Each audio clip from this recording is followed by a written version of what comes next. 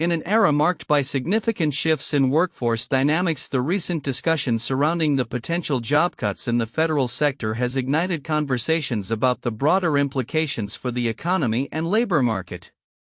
With a considerable number of federal workers at risk of losing their positions due to executive actions, experts are delving into the demographic makeup of these employees, the skills they possess, and how their transition into the private sector could reshape recruitment strategies. Amidst this backdrop, the Society for Human Resource Management (SHRM) hosted a recent episode of its People Plus Strategy podcast featuring SHRM senior labor economist Justin Ladner and Chief Human Resources Officer Jim Link. They provided insights into the potential consequences of the Trump administration's initiatives aimed at reducing the federal workforce, which currently encompasses approximately 2.3 million civilians, not including those in the U.S. Postal Service. The conversation began with a reflection on the uncertainty surrounding the exact impact of the proposed job cuts. The true answer to that question is we don't yet know, Link stated, emphasizing the need to consider the frequency and scale of these reductions. He noted that understanding the types of individuals affected would be crucial for employers looking to tap into this talent pool. Ladner highlighted that the federal workforce is diverse, with significant concentrations in business and financial operations as well as life, physical and social sciences. This diversity presents both opportunities and challenges for private sector employers who may seek to recruit these skilled workers. The magnitude of the ultimate reduction will play a critical role in understanding the labor market effects, he explained, underscoring the importance of timing in these transitions. As companies brace for potential shifts in available talent, Link pointed out that employers would need to rethink their recruiting strategies to attract former federal employees. The discussion touched on regional factors, noting that certain areas, particularly around Washington, D.C., would be significantly affected. Employers in these regions might find themselves in a more favorable position to attract skilled labor if significant numbers of federal workers transition to the private sector. However, the conversation also delved into the wage implications of such transitions. Ladner noted that while an influx of new job seekers could exert downward pressure on wages, the actual impact would depend on various factors, including the skill sets of those leaving and the time frame over which these changes occur. Even if all 2.3 million of these workers were let go, it would still be a small fraction of the overall U.S. workforce, he remarked, indicating that the localized effects would be more pronounced. Moreover, the potential economic fallout extends beyond direct job losses. Ladner warned that if federal budget cuts also lead to reduced spending on government contracts, the ripple effects could impact a much larger workforce associated with federal projects. The local economies, particularly in high-concentration areas like Northern Virginia, could face significant downturns if a substantial number of federal employees exit the workforce. As the discussion progressed, Link and Ladner emphasized the importance of the mindset shift required for former federal employees entering the private sector. They highlighted the necessity for effective onboarding processes to help these individuals transition from a government-centric work culture to a corporate environment. Employers who take the time to ensure cultural alignment during this transition will find it beneficial for both parties, Link advised, suggesting that an understanding of the differences in work environments could ease the integration of former federal workers into private companies. In conclusion, the potential job cuts in the federal workforce present both challenges and opportunities for the broader labor market. As experts navigate the complexities of this evolving situation, the focus on proactive recruitment strategies, effective transitions, and understanding the economic implications will be vital. As the landscape continues to change, it will be intriguing to observe how federal workers adapt and how businesses respond to harness this newfound talent pool. The future of work, particularly in light of these developments, promises to be a pivotal chapter in the ongoing narrative of the American economy. Michael Phelps, renowned as the most decorated Olympian in history, is not only recognized for his extraordinary swimming achievements but also for his commitment to self-improvement through the art of journaling. In a recent interview, Phelps shared insights into his personal practices that help him maintain mental clarity and emotional resilience. His approach to journaling, which he has cultivated over many years, serves as a cornerstone of his daily routine and a means of understanding his evolving self.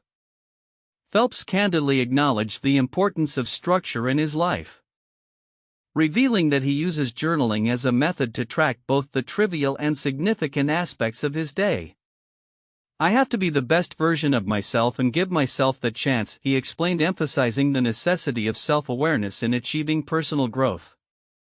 He has developed a unique journaling style that adheres to two primary rules: write without limits and document everything.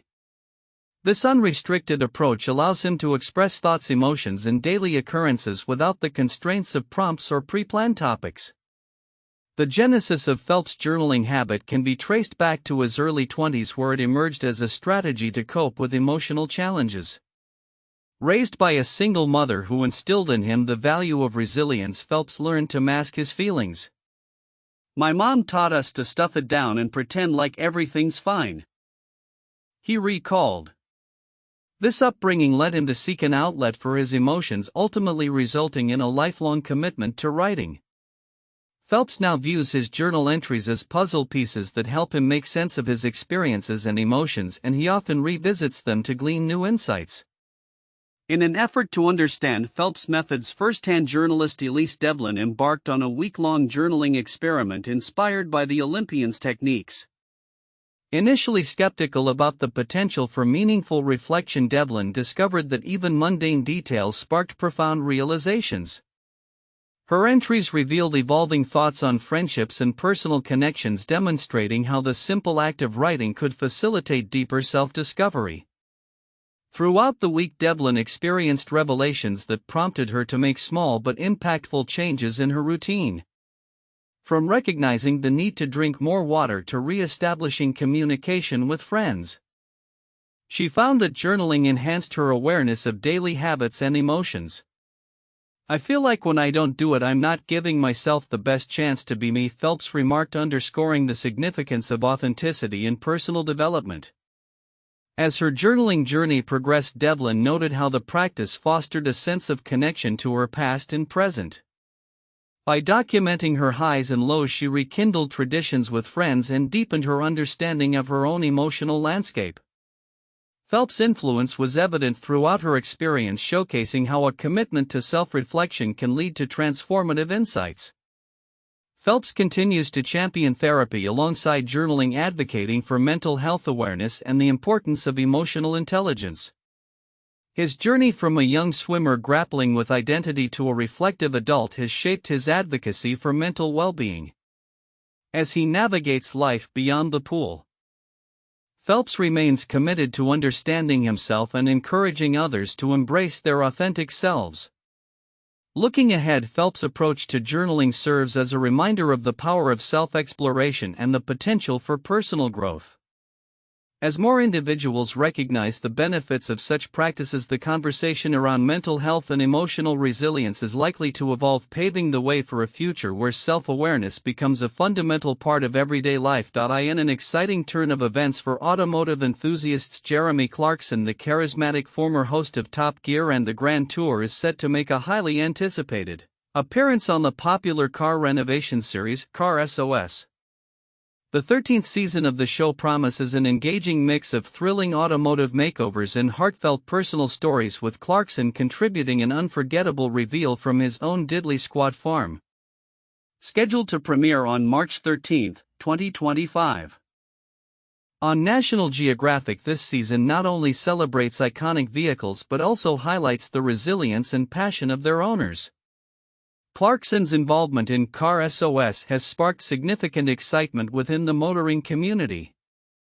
Tim Shaw, one of the show's hosts, emphasized the surprise and delight surrounding Clarkson's participation, stating that he was initially met with skepticism from industry insiders who doubted the former Top Gear presenter would take part.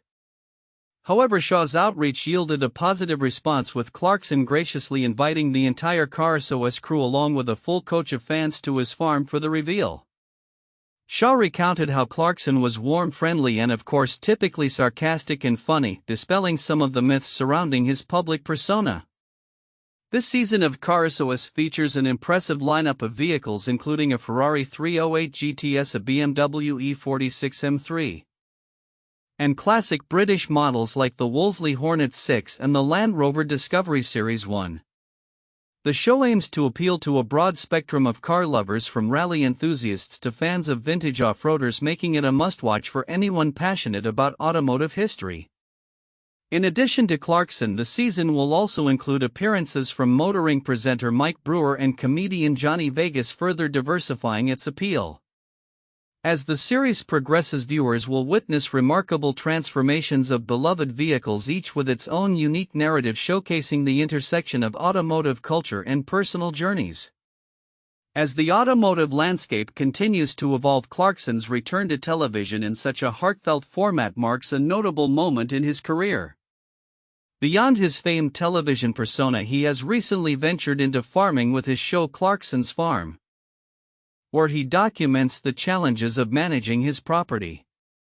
This duality of interests, high-octane entertainment and the everyday realities of rural life, provides a fascinating lens through which to view Clarkson's multifaceted public identity.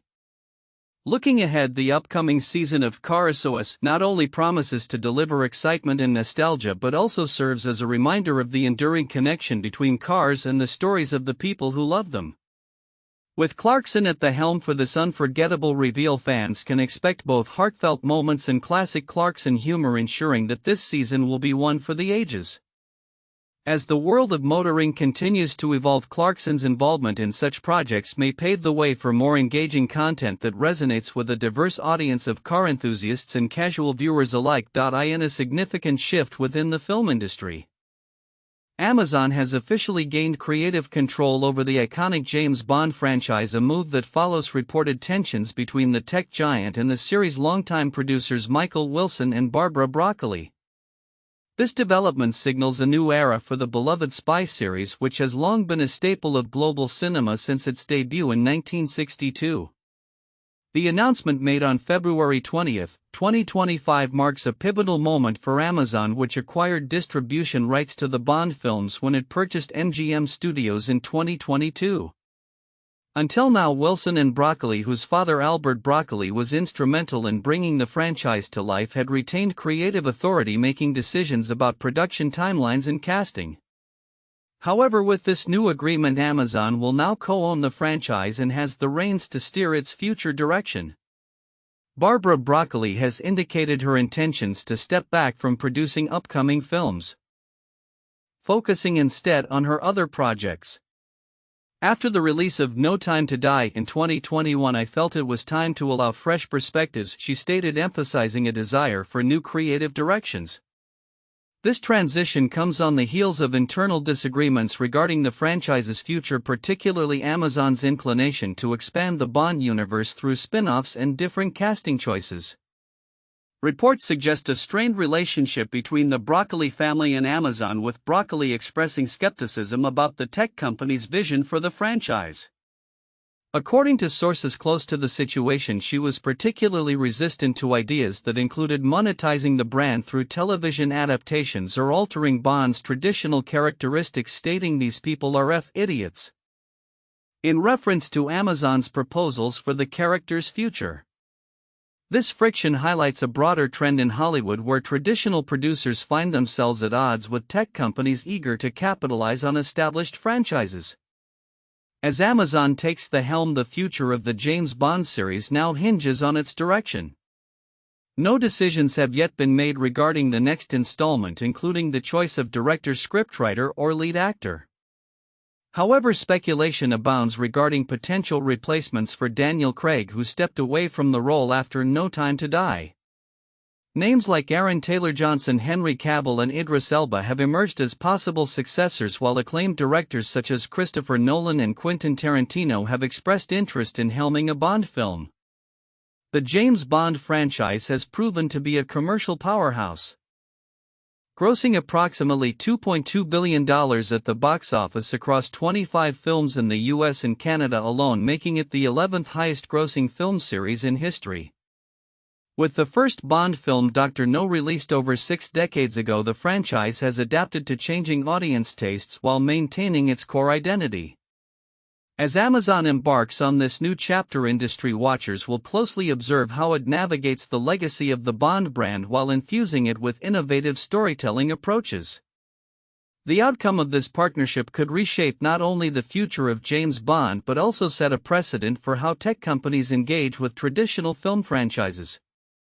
With production decisions now firmly in Amazon's court, the world awaits the next move in this iconic saga, anticipating how it will evolve under new creative leadership. In a significant corporate shift, KFC has announced plans to relocate its headquarters and move approximately 100 jobs out of Louisville, Kentucky.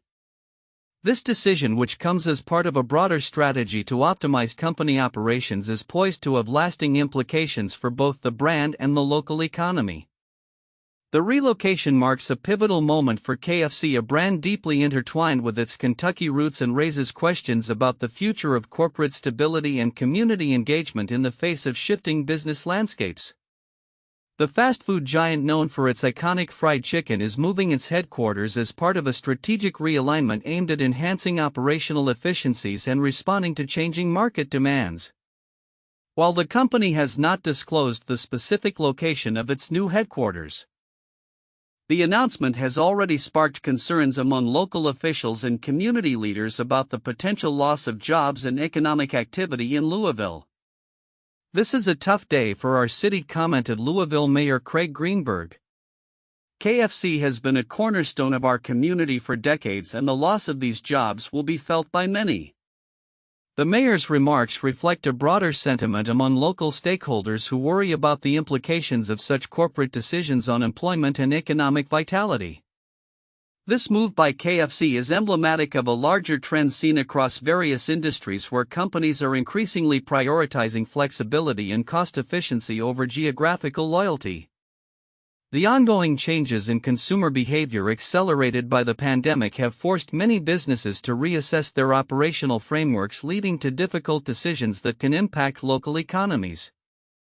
In a related study, experts have warned that companies that retract commitments to diversity, equity, and inclusion (DEI) initiatives risk long-term reputational damage.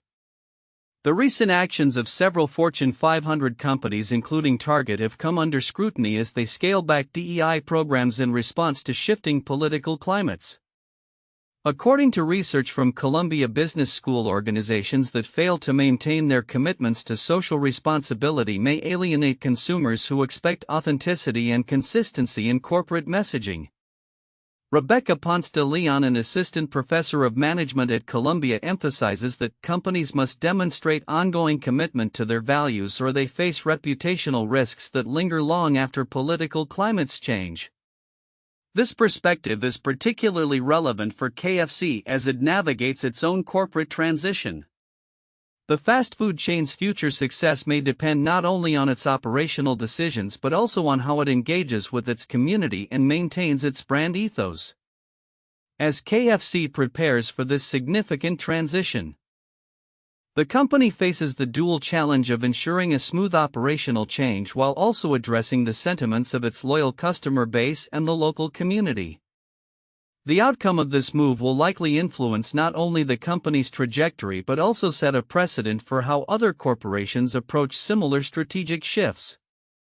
Looking ahead, the eyes of industry watchers will be keenly focused on KFC's next steps. The fast food industry is no stranger to rapid change, and how KFC manages this transition could serve as a bellwether for other brands grappling with the balance between corporate efficiency and community commitment. The decisions made in the coming months will be crucial, as they will not only shape the future of KFC but also impact the broader dialogue on corporate responsibility in an ever-evolving business landscape. In a world increasingly shaped by geopolitical maneuvering and corporate consolidation, recent developments in both international relations and the entertainment industry highlight the complexities of power dynamics and cultural influence.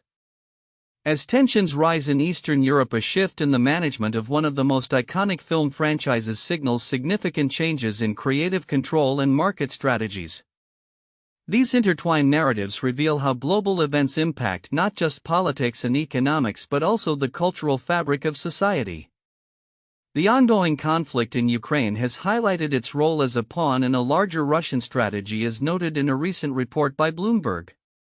The publication emphasizes that Ukraine's geopolitical significance is being exploited as Russia recalibrates its approach to Western relations. The report suggests that as Russia seeks to reset its global standing, Ukraine finds itself caught in a precarious balance, with its sovereignty and future hanging in the balance. This scenario is not merely a political chess game, it has profound implications for the region's stability and international alliances. In a parallel vein, the entertainment industry is witnessing a transformative shift as Amazon MGM Studios takes the reins of the James Bond franchise, previously under the tight control of producers Barbara Broccoli and Michael G. Wilson. Announced on February 20, 2025, this deal marks a significant pivot as the tech giant gains creative control over the legendary 007 series. The move comes after Amazon's acquisition of MGM Studios in 2022, which granted it access to a treasure trove of intellectual property, including the coveted Bond films. Barbara Broccoli, in a statement regarding the new joint venture, expressed her commitment to maintaining the franchise's legacy while emphasizing the need to explore new creative directions. With the conclusion of No Time to Die and Michael retiring from the films, I feel it is time to focus on my other projects, she stated. This transition opens the door for a fresh interpretation of the character, with speculation mounting around potential changes in casting and storytelling approaches. The franchise, which has grossed billions since its inception, may be poised for a reinvention that reflects contemporary values and audience expectations. As the global landscape continues to evolve, so too do the frameworks within which nations operate economically. India's recent Union Budget for 2025 introduces a suite of tax and regulatory reforms aimed at propelling the country toward its ambitious goal of becoming a $30 trillion economy by 2047. The budget demonstrates a commitment to structural reforms and digitalization, with a strong focus on enhancing the ease of doing business. Key reforms include a substantial increase in the personal income tax exemption limit, which will provide significant relief to middle-class taxpayers and stimulate economic growth. The budget also emphasizes the importance of foreign direct investment, particularly in sectors like insurance, where the FDI limit has been raised from 74% to 100%. This move is expected to attract foreign capital and bolster India's financial landscape. Moreover, the proposed introduction of a new income tax bill aims to simplify the existing tax regime, making it more accessible and user-friendly. Anshu Khanna, a partner at Nangia Anderson India Private Limited, highlights that this reform is designed to streamline compliance, reduce administrative burdens, and foster a more attractive investment environment. As these events unfold, the implications for the future are vast. The intertwining of geopolitical strategies, corporate dynamics, and economic reforms reflects a world in flux. The outcomes of these developments will undoubtedly shape not only the immediate landscape but also the long-term trajectory of international relations and cultural narratives. As we navigate these complexities, the need for adaptive strategies and responsive governance has never been more critical. The future promises to be dynamic, with the potential for both challenges and opportunities as nations and industries respond to the shifting tides of history. In a bold declaration that has ignited excitement and skepticism within the scientific community, Microsoft has announced a significant breakthrough in quantum computing with the unveiling of its Majorana 1 quantum chip. This innovation is based on the concept of topological qubits, which the company asserts could revolutionize the field by facilitating the construction of quantum computers that are both scalable and more robust against the noise that typically interferes with quantum information. Microsoft's announcement, made on February 19, 2025, included minimal technical details, leading to a mixture of intrigue and skepticism among physicists. The company has claimed that these topological qubits will provide a pathway to a new generation of quantum computers that can operate effectively at larger scales than current technologies allow. As Stephen Simon, a theoretical physicist at the University of Oxford, noted, would I bet my life that they're seeing what they think they're seeing? No, but it looks pretty good. This ambivalence underscores a crucial point. While the results may appear promising, definitive proof of the existence of topological qubits is still pending. The technical foundation of this advancement lies in the unique properties of topological states, which are collective electron arrangements that exhibit a resistance to noise. This phenomenon is akin to how links in a chain can rotate while still maintaining their connection. The experiments detailed in the accompanying paper published in Nature involve a superconducting nanowire device made from indium arsenide, aiming to demonstrate the presence of Majorana quasiparticles, exotic particles theorized to exist at the ends of the nanowire. Initial measurements suggest that the device can host an extra electron, yet the authors caution that this does not conclusively prove the presence of Majorana states. The enthusiasm surrounding this announcement is tempered by a history of previous claims in the field.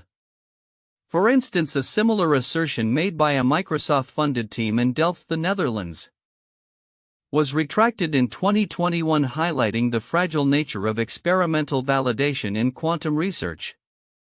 Critics of Microsoft's recent announcement have voiced concerns about the premature public disclosure. Daniel Loss, a physicist at the University of Basel, expressed a common sentiment: if you have some new results not connected to this paper, why don't you wait until you have enough material for a separate publication? This critique emphasizes the importance of rigorous validation before making bold claims that could shape public and investor perceptions of quantum technology. Microsoft researchers, including Chetan Nayak, have countered these criticisms by emphasizing their commitment to transparency while also safeguarding the company's intellectual property. Nayak noted that as more measurements are conducted, it will become increasingly difficult to explain results with non-topological models, suggesting a pathway towards greater acceptance of their findings as the research progresses. The debate surrounding Microsoft's claims reflects the broader challenges faced by the quantum computing community as it strives to achieve practical, scalable quantum systems. As physicists evaluate these developments, the crucial test will come when Microsoft's topological machines are scaled up and subjected to rigorous performance assessments. Vincent Morick, a physicist at the Helmholtz Research Center in Jülich, remains skeptical, asserting that Microsoft's approach may fundamentally falter. As this narrative unfolds, the quantum computing landscape will watch closely. Should Microsoft's topological qubits prove effective in large-scale applications, they could catalyze a significant leap in quantum technology, potentially reshaping industries reliant on computing power. Conversely, if the scientific community fails to validate these claims, the repercussions could echo far beyond Microsoft, affecting the broader perception of quantum computing's viability and future investments in the field. In conclusion, as Microsoft forges ahead with its ambitious plans, the intersection of innovation and skepticism will likely characterize the next phases of quantum computing development. Researchers and technologists alike will be eager to see whether these topological qubits can transcend theoretical promise to become a practical reality, paving the way for a new era in computational capability. As the chill of winter begins to fade, many are eagerly anticipating the arrival of spring, a season that beckons outdoor enthusiasts to reconnect with nature. For those in West Virginia, the state's nature preserves offer an ideal escape, presenting a myriad of opportunities for rejuvenation and exploration. Ted Armbrecht, a passionate advocate for outdoor activity, recently highlighted the myriad benefits of immersing oneself in nature as warmer weather approaches, emphasizing how this connection can enhance physical and mental well-being. Armbrecht notes that the transition from the cold grips of winter to the inviting warmth of spring is more than just a seasonal change, it is a call to action for individuals seeking to improve their health and emotional state. After months of cold and snow, my mind and body are craving the benefits that being outside provides, he shared. Research supports his enthusiasm, revealing that time spent outdoors can lead to better respiratory function, improved sleep quality, and a significant reduction in symptoms of depression. The natural world fosters a sense of mental restoration and emotional well-being, allowing individuals to appreciate not only their surroundings but also the people in their lives. Nature preserves with their diverse ecosystems and scenic vistas are particularly well suited for those seeking to harness these benefits. West Virginia boasts a rich tapestry of natural habitats encompassing everything from lush forests to tranquil wetlands, each offering unique experiences for visitors. Whether hiking along picturesque trails, birdwatching, or simply enjoying a picnic in the sun, the options are plentiful and varied. As the outdoor season kicks off, the importance of these natural spaces becomes even more pronounced. With the ongoing challenges posed by urbanization and climate change, preserving these areas is critical for maintaining biodiversity and supporting local ecosystems. Nature preserves not only serve as recreational spaces but also play a vital role in environmental conservation efforts, making them invaluable assets to communities. Looking ahead, the growing interest in outdoor activities suggests a promising future for nature conservation initiatives. As more people seek the solace and rejuvenation that nature provides, there is hope that this will translate into increased support for preserving these vital habitats. Armbrecht's enthusiasm serves as a reminder of the profound impact that nature can have on individual health and community well-being, urging us all to step outside and embrace the healing power of the great outdoors. As spring unfolds, the call to explore West Virginia's nature preserves resonates louder than ever, encouraging everyone to partake in the natural beauty that lies just beyond their doorstep. In an era where labor markets are constantly in flux, organizations are grappling with a pressing question: how can they retain employees amid shifting economic conditions? Research from a team of academics sheds light on a promising strategy: promoting employees before the job market heats up. This approach not only enhances employee loyalty but also equips firms to better withstand the inevitable ups and downs of labor demand. Reflecting on the tumultuous labor landscape during and after the COVID-19 pandemic, we can see a stark contrast between two periods. In 2020, many companies faced hiring freezes or layoffs as the pandemic created an oversupply of labor. However, as the economy reopened, a dramatic shift occurred. Firms struggled to fill open positions, leading to the Great Resignation, during which over 100 million U.S. workers voluntarily left their jobs in search of better opportunities. This period highlighted the systemic ebb and flow of labor markets, where organizations often find themselves in cycles of feast and famine regarding employee availability. To better understand how companies can mitigate these fluctuations, a research team analyzed turnover data from over 11,000 managers in a large international restaurant chain between 2018 and 2023. Their study, set to be published in the Journal of Applied Psychology, examined whether promoting employees during favorable labor markets could reduce their likelihood of leaving when the market turns in their favor. The findings were illuminating. While the existing literature suggests that promotions can make employees more attractive to other employers, an aspect termed the employability paradox, the research indicated that promoting employees can actually foster long-term loyalty. During the Great Resignation, internally promoted managers were found to be over 47% less likely to quit compared to their externally hired counterparts, even when both groups had similar pre-hire qualifications. To delve deeper into the psychology behind these outcomes, the researchers conducted an experiment involving 300 U.S. adults assigned to hypothetical managerial roles. Participants who were informed they had been promoted reported significantly higher feelings of job security and organizational support, especially during economic downturns. This sense of security appeared to bolster their loyalty when they were later presented with competing job offers in a recovering economy. Warren Buffett famously remarked, "It's only when the tide goes out that you discover who's been swimming naked." This adage can be extended to talent management. The benefits of promoting employees become evident when market conditions tighten.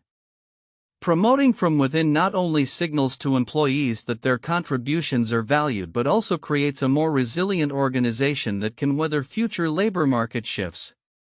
The implications of this research are significant for business leaders and HR professionals. First, a promotion-first policy can enhance employee loyalty, particularly during times when external hiring opportunities are abundant. By prioritizing internal promotions, companies can cultivate a committed workforce that is less likely to leave for new opportunities. Second, organizations should consider promoting employees even when the external job market is stable, reinforcing a culture of growth and employee investment.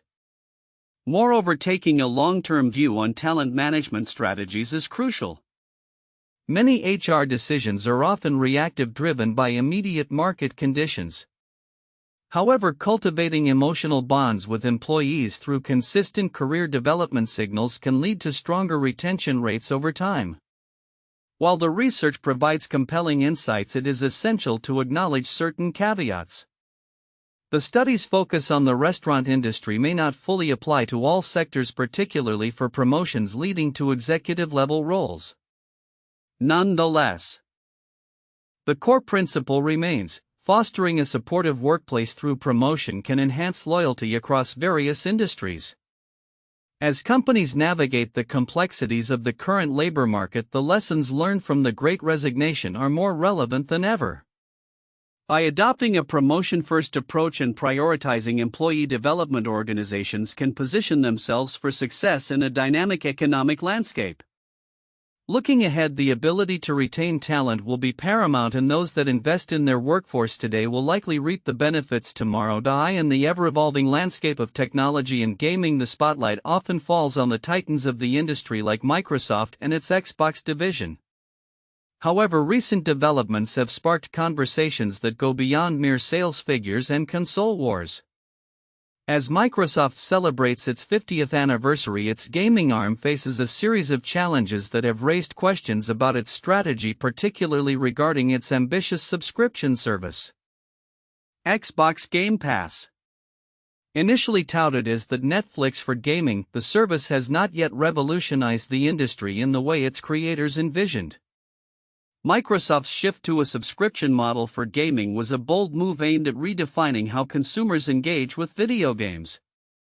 Launched in 2017, Xbox Game Pass was designed to provide players with access to a vast library of games for a monthly fee, thereby encouraging more players to experience new titles without the hefty price tag of traditional purchases. Phil Spencer, CEO of Microsoft Gaming, spearheaded this transition, emphasizing the company's strengths in cloud computing and software development to differentiate itself from competitors. Despite these innovative efforts, the reality is that Xbox Game Pass has not delivered the transformative impact expected.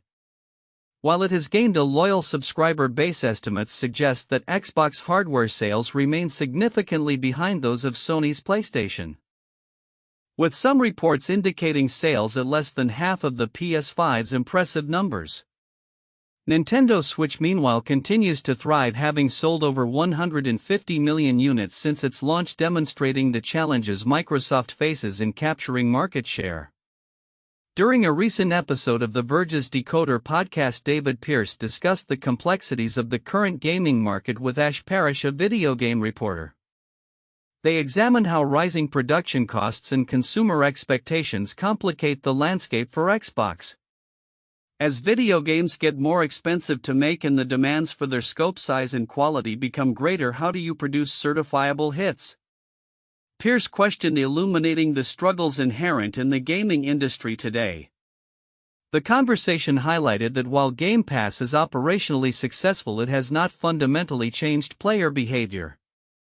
Many gamers still prefer purchasing new releases, often opting for physical copies, which stands in stark contrast to the streaming model that has flourished in other entertainment sectors. This preference poses a significant hurdle for Microsoft as it seeks to reshape gaming consumption. Furthermore, the podcast delved into the broader implications of Microsoft's strategy. Despite substantial investments, nearly $100 billion in game studio acquisitions, Xbox remains a distant third in the console race. The question looms: can Microsoft turn this situation around? The future of Xbox and Game Pass will likely depend on a combination of innovative marketing, the development of exclusive titles that can drive hardware sales, and the potential for a shift in consumer attitudes towards gaming subscriptions. As the gaming industry progresses, the challenges facing Xbox are emblematic of a larger trend in technology. Companies must continually adapt to meet evolving consumer demands while navigating fierce competition. The coming years will be crucial for Microsoft as it refines its approach and seeks to leverage its strengths in cloud services and software to carve out a more substantial niche in the gaming landscape.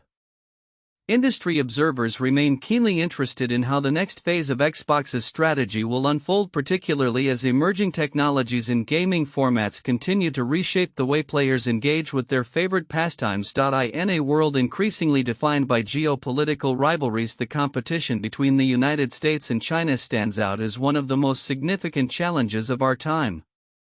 As the two largest economies vie for dominance, the stakes have never been higher, leading to intense discussions about economic strategies and national security. A recent article published in Foreign Affairs by Stephen G. Brooks and Ben A. Vagel examines the complexities of this competition, arguing against the common narrative that China is nearing parity with the U.S. economy. Brooks, a professor at Dartmouth College, and Vagel, a policy analyst at the U.S. Treasury, present a compelling case that while China's economy is substantial, it is not as formidable as many analysts suggest. They contend that China's gross domestic product (GDP), often reported at nearly $20 trillion, is significantly inflated due to the Chinese government's manipulation of economic statistics. Utilizing alternative methods such as nighttime satellite imagery, which reflects economic activity more accurately. They propose that China's actual GDP may be approximately half that of the United States. This discrepancy is crucial in understanding the balance of power in the ongoing economic contest. The authors highlight how China's development model relies heavily on substantial investments that often yield little productive return, resulting in a staggering housing vacancy rate of 20%. Such findings raise questions about the sustainability of China's growth and its long-term economic viability. Moreover, Brooks and Vagel emphasize that while China has made strides in manufacturing, much of its production is still reliant on foreign companies and technology. This reliance underscores the leverage the U.S. holds over Beijing, particularly in sectors critical to national security, such as semiconductors and aerospace. The article also delves into the potential consequences of economic decoupling, a strategic separation of U.S. and Chinese economies. Critics of decoupling argue that it would inflict significant long-term damage on the U.S. economy, but Brooks and Vagel challenge this view. They model hypothetical scenarios to demonstrate that a broad economic cutoff would likely cause disproportionate harm to China, with potential short-term disruptions affecting between 15% and 51% of its GDP, while the U.S. would experience far less impact. One of the critical arguments made is that while the U.S. possesses substantial leverage, it must be judicious in its use of economic tools. Engaging in a preemptive decoupling during peacetime could undermine U.S. strategic positioning and provoke aggressive behavior from China. China can be cut off only once, they caution, suggesting that maintaining economic ties is essential to deter Chinese aggression in regions such as Taiwan. The authors advocate for a de-risking approach which involves carefully managing economic interactions with China while preparing for potential military conflicts. They argue for enhanced coordination among U.S. allies to establish a unified front against any aggressive moves by China. This collaboration could take the form of a formal economic alliance, enabling nations to share resources and mitigate the impacts of any economic cutoff. As the global landscape continues to evolve, the implications of the U.S.-China rivalry remain significant. The article posits that Washington's strategic decisions today will shape the economic and geopolitical realities of tomorrow. Maintaining strong partnerships and preparing for potential crises will be crucial as the U.S. navigates this complex relationship, with the world watching closely. The future of this geopolitical contest will undoubtedly hinge on how effectively the United States can leverage its economic power while fostering cooperation among its allies. In a remarkable observation that challenges our understanding of animal behavior, researchers have documented young mice engaging in what appears to be first aid for their unconscious counterparts. This intriguing discovery, published in a recent study led by Li Zhang at the University of Southern California USC, suggests that caregiving behavior may be more prevalent in the animal kingdom than previously recognized. In the study, laboratory mice were presented with familiar cage mates that had been anesthetized and rendered unresponsive. The results were striking. The attentive mice devoted approximately 47% of the observation time, around 13 minutes, to interacting with their incapacitated companions. Their actions included pawing at grooming, and even pulling the tongue of the unconscious mouse to clear its airway. They start with sniffing and then grooming and then with a very intensive or physical interaction, Zhang explained, highlighting the physical nature of their responses. Notably, these interactions escalated to more intense behaviors such as licking the eyes and biting the mouth area, with over half of the mice engaging in tongue pulling. In a separate experiment, when researchers placed a non-toxic plastic ball in the mouths of the unconscious mice, a remarkable 80% of the helper mice successfully removed the object. If we extended the observation window, maybe the success rate could be even higher, remarked Huizhong Tao, a team member at USC. The implications of this behavior extend beyond mere instinct. The study found that mice who received care woke up and began walking faster than those who were left unattended. Interestingly, caregiver mice were more likely to attend to familiar companions, suggesting an innate component to their actions. Zhang posited that these behaviors, which are not an exact parallel to human CPR but more akin to administering a basic form of first aid, could enhance social bonding and cohesion within groups. This phenomenon is not entirely unique. Similar caregiving behaviors have been reported in other social mammals, including wild chimpanzees, dolphins, and elephants. However, the observation of such behavior in mice, a species often regarded as less socially complex, opens new avenues of inquiry into the emotional and social lives of even the smallest animals. Cristina Marques, a neuroscientist from Portugal's Center for Neuroscience and Cell Biology, noted that the simultaneous findings from 3 independent laboratories lend credence to the robustness of these observations, while cautioning against over-anthropomorphizing animal behavior. The study also highlights the role of oxytocin, a hormone known for its involvement in social bonding, suggesting that the underlying mechanisms for these caregiving behaviors may be biologically driven.